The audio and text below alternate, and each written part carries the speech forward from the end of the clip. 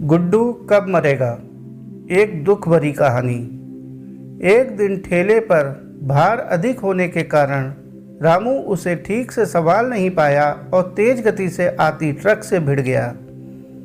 अगले ही पल उसकी मौत हो गई और उसके पीछे रह गई उसकी पत्नी जानकी और दो छोटे छोटे बच्चे गुड्डी और गुड्डू। एक तरफ रामू का अंतिम संस्कार किया जा रहा था और दूसरी तरफ उसके बच्चे बिलख रहे थे। नहीं इसलिए नहीं कि पापा मर गए थे, वे तो भूख से बिलख रहे थे। उन्होंने कई दिनों से पेट भर खाना नहीं खाया था और आज तो मुंह में एक निवाला भी नहीं गया था, सो भूख से रोए जा रहे थे। माँ कुछ खाने को दे दो ना माँ, बड़ी भूख लगी है माँ, कुछ दे दो ना। कोई पत्थर दिल भी इस दृश्य को देखकर पसीज जाता। पड़ोसियों को भी दया आ गई, अगल बगल से खाना आ गया। बड़े दिनों बाद गुड्डी और गुड्डू पेट भर के खाना खा रहे थे। अजीब विरोधाभास था।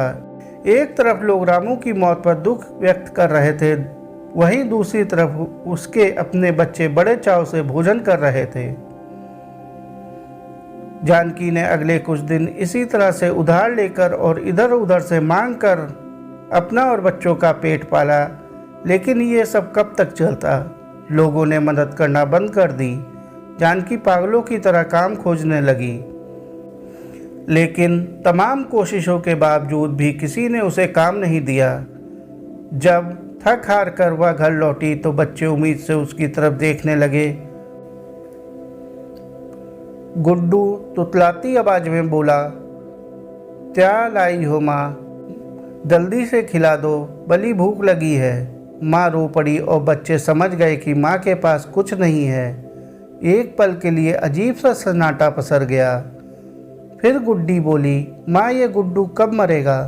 पागल हो गई है, ऐसा क्यों बोल रही है? माँ ने डांटते हुए बोला, माँ जब पापा मरे थे तो उस दिन हम लोगों को भर पेट खाना मिला था, गुड्डू मरेगा तो फिर खाना आएगा ना।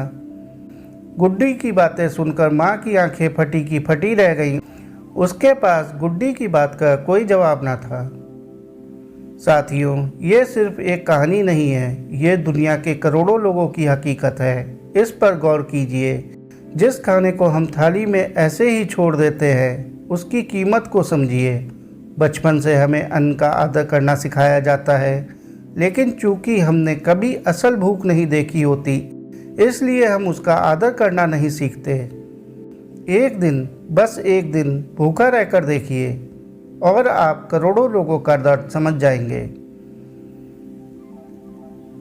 चलिए हम प्रण करें कि हम कभी भी अन्न का अपमान नहीं करेंगे, हम कभी भी खाना बर्बाद नहीं करेंगे, हम कभी भी होटल जाकर 2 लोगों के बीच 4 लोगों का खाना नहीं मंगाएंगे। चलिए अन्न को बचाएं और उसे ऐसे लोगों तक पहुंचाने का प्रयास करें जिन्हें इनकी सचमुच ज़रूरत है। साथियों, कहानी को आखिर तक सुनने के लिए आपका बहुत बहुत शुक्रिया। कहानी पसंद आई हो तो कहानी को लाइक और चैनल को सब्सक्राइब कर लीजिए। धन्यवाद।